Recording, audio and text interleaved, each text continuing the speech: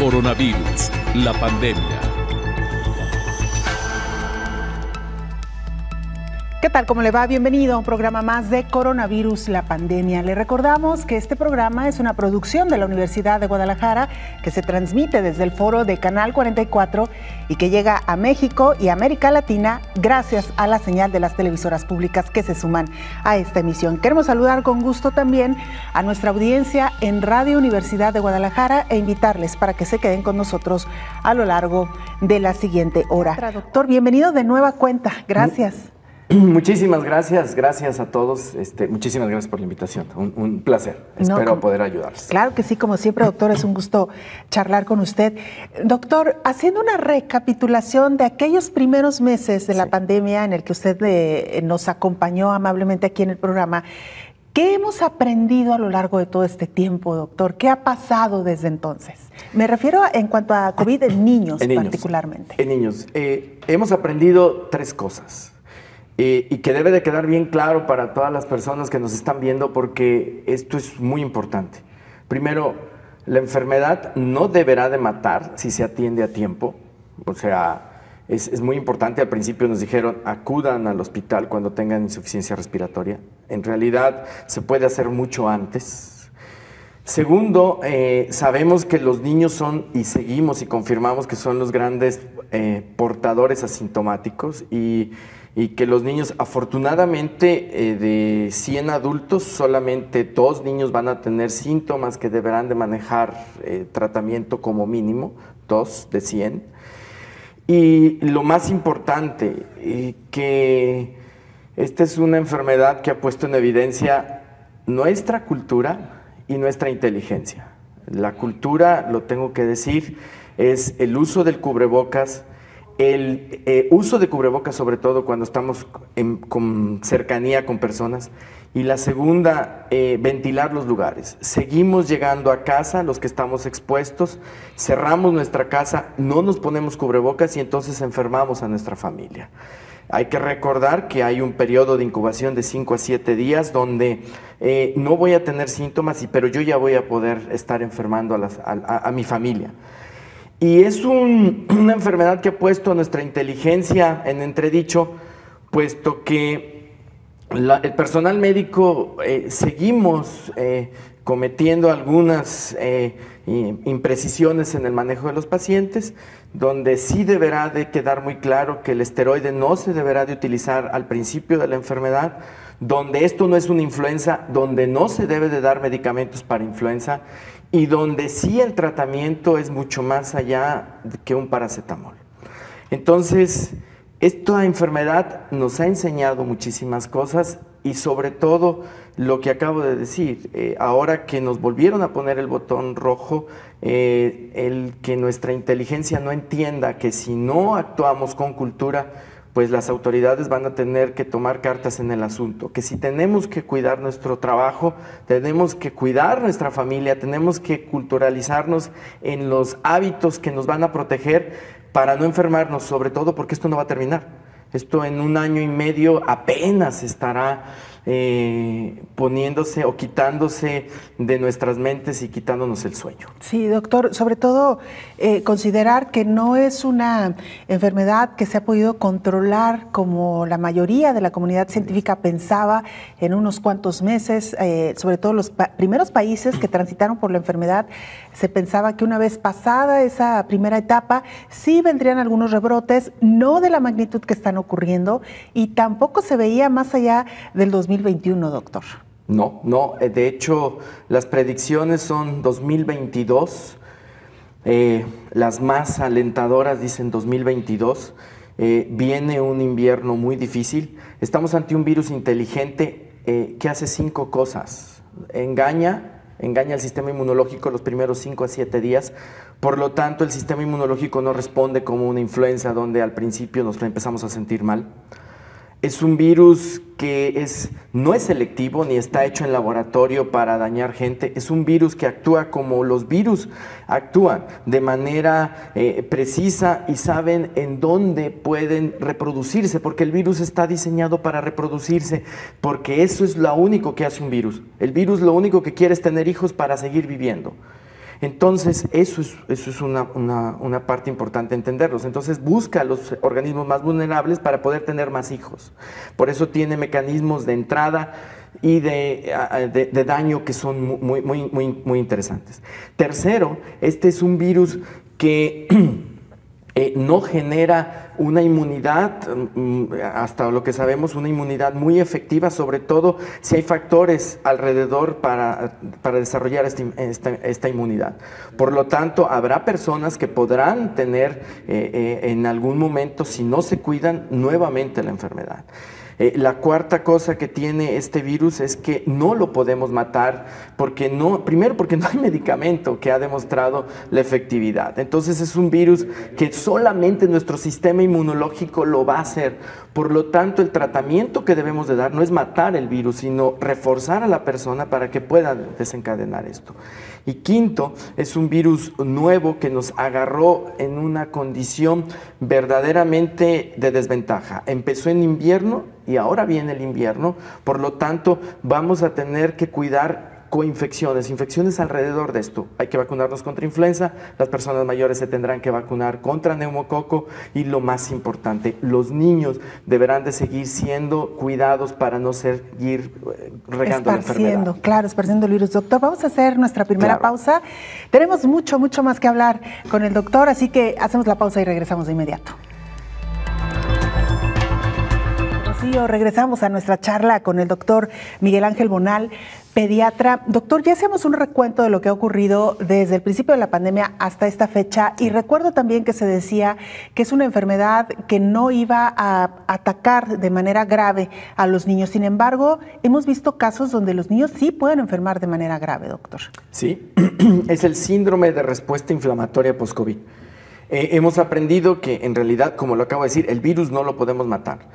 Pero nuestro sistema inmunológico se activa de tal manera que ese sistema inmunológico empieza no solamente a atacar el virus, que es su trabajo, sino también empieza a responder de manera exagerada, por lo tanto inflama nuestro organismo, por así decirlo. Por eso se llama síndrome de respuesta inflamatoria post-COVID. Y eso es lo que a los niños, que también lo presentan los adultos, que esto es lo que aumenta la mortalidad en los adultos, y que esto es lo que hace que nuestros niños se puedan enfermar. Ahora, los niños pueden empezar, igual que los papás, con síntomas de gripa y no tener nada más, no tener dificultad respiratoria. De entre la segunda, tercera, cuarta semana, depende de cada niño, la carga de virus y el sistema inmunológico de los niños empiezan a tener síntomas. El síntoma más característico es la fiebre.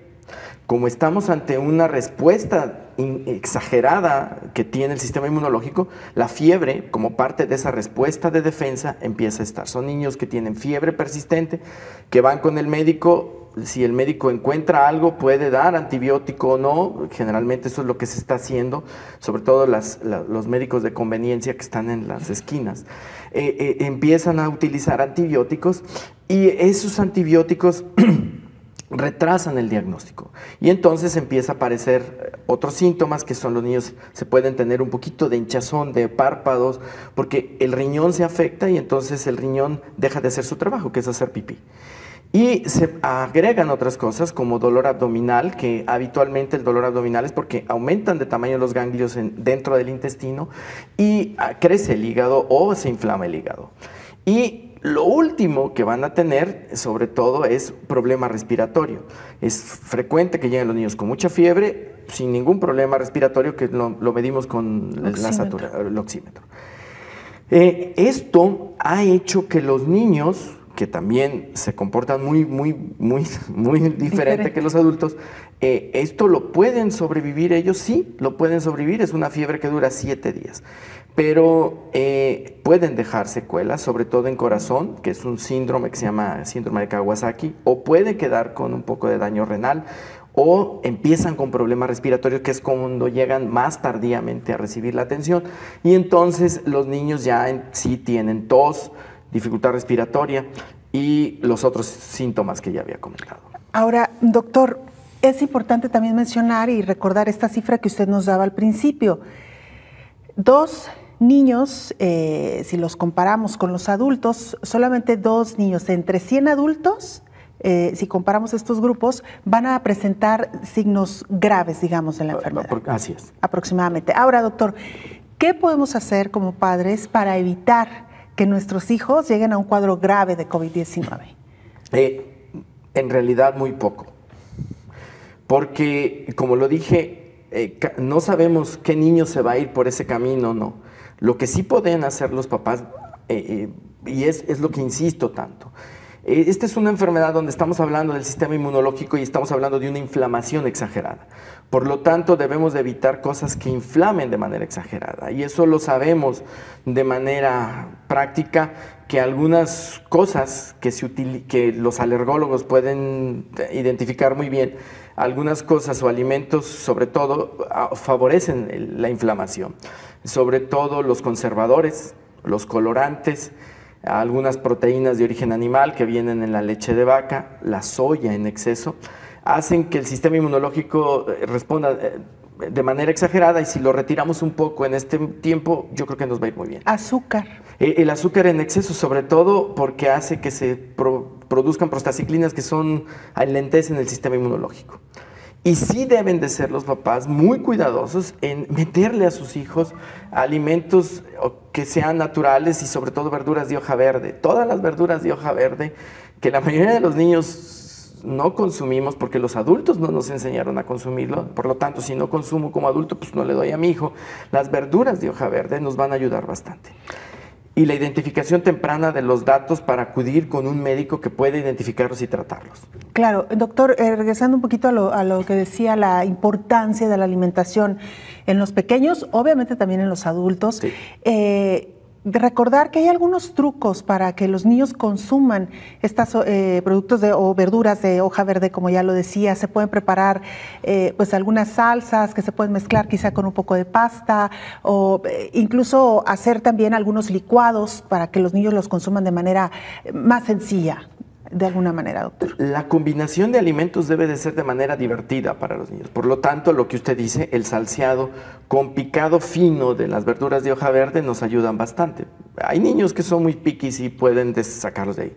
Pero servir un plato grande con porciones pequeñas, eso hace que el niño no desperdicie los alimentos. Hay mamás que copetean los platos y entonces eso se convierte en un problema para el niño y para la mamá porque dice que su hijo no come. Entonces, sí es importantísimo el hacer atractiva la comida. Y lo que usted dijo sí es importante. Mezclar colores, mezclar algunas texturas también. A lo mejor un tomate pequeñito con una hoja decorando el tomate tal vez sea más atractivo para el niño comerlo. O el picado fino. Como es la comida italiana donde se pican las verduras en fino, lo pueden hacer de manera adecuada.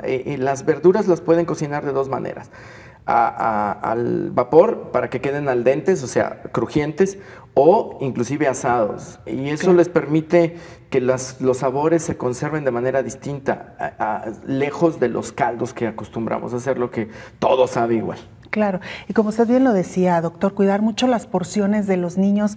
Muchos pediatras refieren que una de las principales preocupaciones de los padres cuando llegan a consulta es: mi hijo no come. Y entonces la respuesta es de los pediatras: no come como usted desea que coma, o realmente no está comiendo. En nuestra intención de querer alimentar a los niños, las porciones que servimos son muchas veces muy grandes. Muy grandes, así es. Muy bien, doctor. Vamos a regresar con más de lo que nos ha expuesto. Sobre todo, dar algunas recomendaciones a los padres. Usted decía detectar algunos síntomas de manera temprana y sobre todo que nos diga qué se puede hacer cuando un niño empieza con síntomas. Con esto y mucho más, regresamos después de la pausa. Regresamos a la charla con el doctor Miguel Ángel Bonal, pediatra. Doctor, hablábamos ya, nos decía usted que es a veces muy difícil detectar tempranamente la enfermedad en los niños particularmente. Sin embargo, ¿sobre qué puntos sí podemos estar atentos o alertas los papás para atender de manera temprana cada uno de los casos, doctor? Bien, es importante tener en cuenta para detectar los casos de riesgo. Uno es: ¿estuve en contacto con alguien con COVID? O sé que estuve en contacto con alguien que resultó positivo a la prueba de COVID, aunque no desarrolló enfermedad grave. La mayoría, todos los niños, tienen contacto con alguien que los contagió. Eso es obvio, ¿de acuerdo? Bien. Entonces, si voy a una fiesta, Si estoy con mi familia y alguien de la familia estuvo con COVID, sobre todo en las primeras 3 semanas después de que empezó con síntomas, o voy a una fiesta y alguien avisó que en la fiesta alguien se enfermó, que tendremos que hablar luego de las fiestas, ese es un niño que ya tiene riesgo de tener la enfermedad por COVID. 2, si tiene un cuadro respiratorio, aunque sea pequeñito, que no dé tanta importancia, y aparece una fiebre que no cede de manera fácil y habitual o a los medicamentos habituales y dura más de 3 a 5 días, puede ser COVID. Y si aparte, como escucharon en el trabajo de la reportera, si aparecen cosas en mi hijo que no son lo habitual, inflamación de párpados, más cansado, lesiones en la piel, que puede ser porque bajaron las plaquetas, o una tos que no tiene una explicación, hay que acudir con el médico y decirle: doctor, estuve en contacto con alguien con COVID. Porque lo que estamos haciendo es, como le pedimos a Dios que no nos dé COVID, ocultamos que estuvimos en contacto con COVID. Y como sabemos que la regamos porque estuvimos en una fiesta donde pudo haberse contagiado, lo ocultamos porque es el pecado mayor. Pues sí, o sea, cometemos el pecado sabiendo que estamos cometiendo pecado. Y entonces retrasamos la atención. Vuelvo a insistir, esta enfermedad es una enfermedad que no debería de matar si se atiende a tiempo, a pesar de que existan comorbilidades. Y los niños, como tienen más reservas, como están nuevos, como todo es nuevo en ellos y generalmente no tienen enfermedades asociadas, aguantan más, y por eso el síndrome de respuesta inflamatoria multisistémico se presenta entre las 2, 3 o 4 semanas en que alguien de la familia tuvo síntomas COVID. Esos datos, la epidemiología, que estuve en contacto con alguien con COVID, fiebre que no tiene explicación o que no cede al tratamiento que ya le dio mi pediatra o el médico, y que aparece algo que ya no suena bien o no se ve bien en mi hijo. Doctor, un poco para la tranquilidad de los padres y para no empezar como a alarmarnos. Sí, por favor. Sí, cuidar, o sea, sí tenemos que tomar todas las medidas necesarias, una buena alimentación, en la medida de lo posible, resguardar a nuestros hijos o no exponerlos a grandes concentraciones, a un contacto masivo con otras personas. Doctor, sin embargo, aunque hay la probabilidad de que un niño enferme de manera grave, usted me decía, estadísticamente y con base en su experiencia, hasta ahora la mortalidad ha sido 0. Sí, la atención oportuna de los niños debe de ser 0. En la casuística que tenemos de nuestros pacientes, que es un manejo multidisciplinario, afortunadamente y gracias a Dios, las cosas que van bien se las agradecemos a Dios, es 0. 0, a pesar de tener gravedad importante y alta, muchos órganos dañados en los niños. Así es. Doctor, qué sí podemos facilitarles a nuestros hijos en esta época de pandemia? Estamos hablando de los niños. ¿Y qué cosas debemos evitar? Es decir, ¿deben o no salir? ¿Qué espacios públicos podrían ser relativamente más seguros o menos, un espacio con menos contagios? Cuéntenos un poquito sobre este manejo exterior de los niños. Empezamos muy mal con esta pandemia porque empezamos con información equívoca. Empezamos con miedo. El gran enemigo de esta pandemia es el miedo. Y el miedo, dependiendo de cómo seamos como personas, lo podemos manejar de manera positiva o de manera negativa. El miedo nos dijo que nos íbamos a morir, que eso es una enfermedad que si me daba, me iba a dejar viudo o viuda a mi esposo o mi compañero, íbamos a dejar huérfanos a los niños. Lo primero que tenemos que entender que esta enfermedad la debemos de tratar con responsabilidad, y el miedo nos debe de hacer cosas lógicas. La primera es, ¿nuestros hijos pueden salir a la calle? Por supuesto que pueden salir a la calle. ¿Pueden salir a un parque? Por supuesto que pueden salir a la calle. Y pueden ir a un parque. Porque tenerlos encerrados en nuestra casa sin vigilancia o sin una actividad física, ya lo dijeron, va a tener el principal problema que va a tener. Vamos a empezar a perder disciplina, límites, nuestros hijos van a aumentar de peso, van a empezar a enfermarse de otras cosas, sobre todo de mentales. Emocionales, claro. ¿Cómo podemos sacar a nuestros hijos? Bueno, con la sana distancia. O sea, yo puedo estar en el parque metropolitano, sí, ojo, por favor, es importante que se tome esto. Por eso es una enfermedad que pone a prueba nuestra inteligencia y nuestra cultura. Puedo ir al parque metropolitano, pero no puedo hacer un picnic a menos de 2 metros de otro niño. Mi hijo puede jugar con alguien, sí, puede jugar conmigo, pero en espacios abiertos. ¿Puedo sacarlo al coto? Sí, en el coto de mi casa los niños salen por periodos, juegan en la calle, si van a salir otros se meten a su casa y dejan jugar a los otros niños. O sea, eso es hacer las cosas de manera de protejo y me protejo.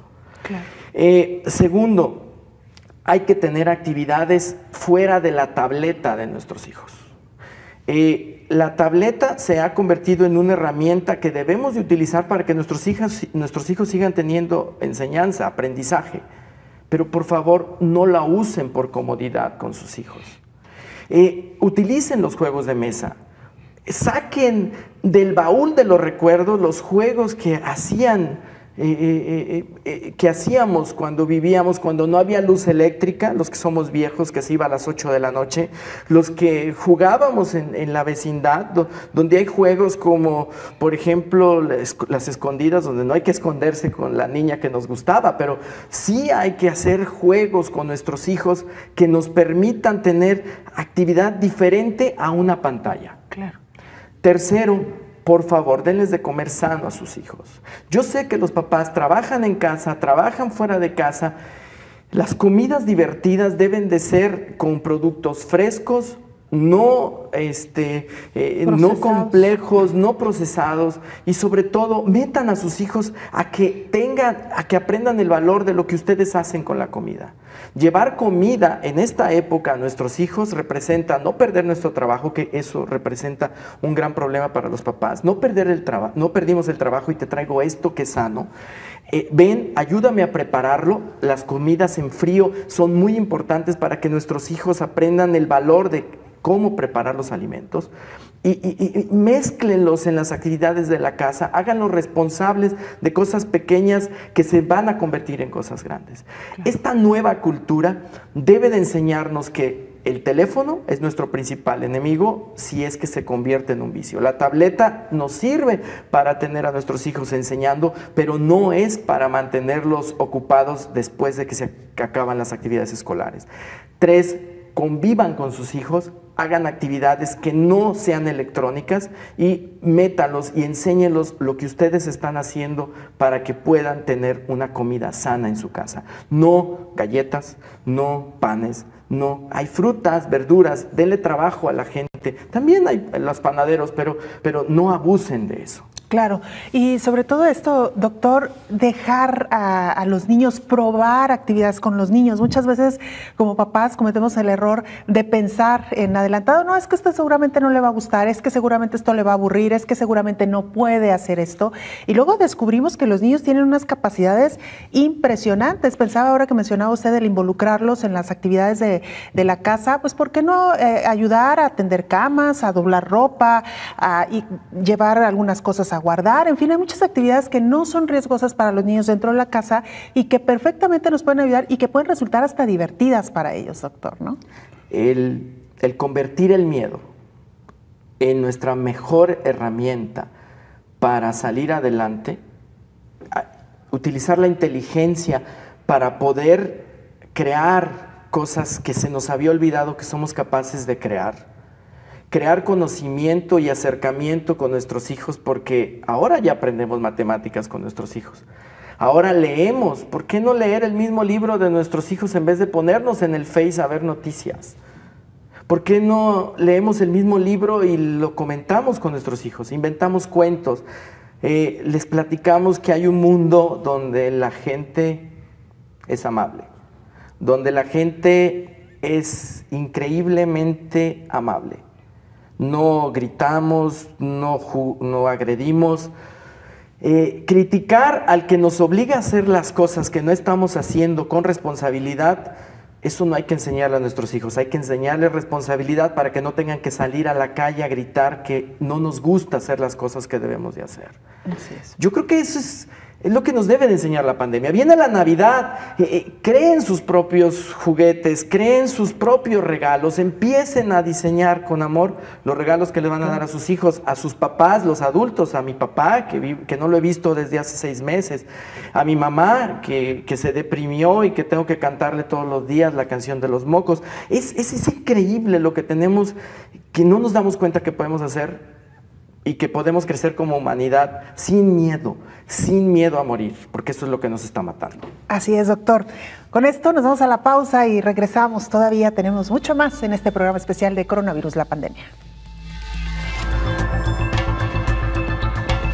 Doctor, hay una inquietud de los padres que constantemente nos han referido y tiene que ver con el regreso o no a las guarderías. Hay que recordar que en el caso de México y quizá en otros países ya se reabrieron estos espacios con ciertas restricciones, con ciertas medidas, y los padres lo primero que se preguntan es, ¿debo o no enviar a mi hijo a la guardería, doctor? Es excelente pregunta. La guardería mandamos a nuestros hijos por 2 razones: porque no hay quien los cuide, o porque el que nos los cuidaba ya se cansó de cuidarlo, ¿no? Los protocolos de guardería tienen 3 características: pocos niños, por eso restringieron la entrada a la guardería; 2, por supuesto, la sana distancia en los niños que ya caminan es punto práctico de imposible. Por eso ahí como papás tenemos que ser muy responsables en que mi hijo no se contagie en casa, para que cuando vaya a la guardería no se convierta en un factor de contagio. Y tercero, al estar pocos niños en las salas de guardería, la ventilación o el espacio donde está sí se ha convertido en un factor protector. Sabemos que periodos prolongados en una misma habitación que no esté bien ventilada aumenta el riesgo de contagio. Por lo tanto, en las guarderías, que son lugares donde los niños permanecen mucho tiempo, tener el lugar bien ventilado es algo que se ha cuidado bastante en las guarderías. Si no me queda de otra, mando a mi hijo a la guardería, por supuesto. Yo creo que ahí el personal de guarderías es el que con responsabilidad se está cuidando. Y con responsabilidad debemos de cuidarlo, porque recuerden que nuestros hijos pueden ser portadores asintomáticos, entonces tengo que cuidar a mi hijo para que no me vaya a enfermar al personal de guardería. Se usan cubrebocas y caretas por el personal de guardería, los protocolos de lavado de manos son muy estrictos y limpieza de superficies. Entonces, es la nueva normalidad que tendremos que tener, sí. Cuidemos entonces a nuestros hijos en casa para que no vayan enfermos o no enfermen a niños en guardería. Eso si no me queda de otra, pues sí, lo mando a guardería. Claro. Ahora, doctor, se ha hablado también mucho sobre el nivel de contagio que se da entre los niños. Y le hago esta pregunta porque, como ya lo mencionaba usted, bueno, sí es importante que los niños salgan al espacio público, y me refiero en el caso de los parques, donde a veces es difícil cuidar la sana distancia entre un niño y otro, pero ¿qué tanto riesgo hay si la convivencia se da solamente entre niños y quizá un grupo muy reducido? Bien, la mejor herramienta que tenemos con eso son 2 cosas. Los mayores de 2 años, el uso de cubrebocas aún en los parques. Porque si recordamos, me va a parecer medio ilógico, ¿verdad? Pero sí, bueno, el uso de cubrebocas hay que entenderlo así. Si estoy con más de una persona y voy a estar a menos de 2 metros y voy a estar en un lugar encerrado, debo de utilizar cubrebocas. En el parque, si no hay sana distancia, o sea, si los niños van a jugar entre ellos a menos de 2 metros, usen cubrebocas, porque al fin de cuentas la saliva es la que va a generar el problema. Y segundo, los papás deberán de lavar las manos al terminar la actividad de juego en el parque, para que no se lleven las manos a la boca, porque me imagino que se lo van a quitar ya en otro sitio, el cubrebocas. El uso de cubrebocas en mayores de 2 años, aún en parques, limitaría muchísimo y permitiría que los niños jueguen entre sí. Suena ilógico, suena medio absurdo, pero nuestro cubrebocas, a pesar de que no le hagan tanta promoción o que no lo usen muchas personas, es lo único que va a hacer que nos salve de enfermarnos. Claro. Y, doctor, en este sentido también se acerca la temporada invernal, en el caso del hemisferio norte del continente americano, en el caso de Europa. ¿qué recomendaciones, sobre todo en otras enfermedades que son comunes en los niños durante el invierno? Sí, el principal, no solamente existe el coronavirus como enfermedad, es más, hay otros tipos de coronavirus que nos dan enfermedad en invierno. Entonces, el SARS-CoV-2 es uno de ellos. Bien, por favor, vacunarse contra influenza. Hay 2 vacunas disponibles, la 3 valente y la 4 valente. La 3 valente es la que les están aplicando en el sector salud, que se compraron dosis, no sabemos cuántas, porque no lo han dicho, pero se está aplicando. Entonces, personas de riesgo, niños, personas con enfermedades crónicas, adultos inclusive, o adultos mayores. Es importante que lo consulten con su médico, completar esquema de vacunación contra neumococo. Neumococo es la que viene en su cartilla que dice 2, 4 y 12 meses del lado derecho. Es importante que tengan las 3, por favor, háganlo. Y el aseo de nariz, la ventilación de los lugares, el tomar suficientes líquidos. Por supuesto, si me dicen, oiga doctor, ¿y vitamina C? Híjole, los estudios que demostraron efectividad de la vitamina C dice altísimas dosis y en lugares donde hay muchísimo frío. Entonces, sí usen vitamina C, usen cítricos, comidas cítricas. Lo más importante es alimentos, frutas y verduras de manera natural. Y agua. Y agua. Consumo de agua. Mantener bien hidratados a nuestros pequeños. Y aseo de nariz.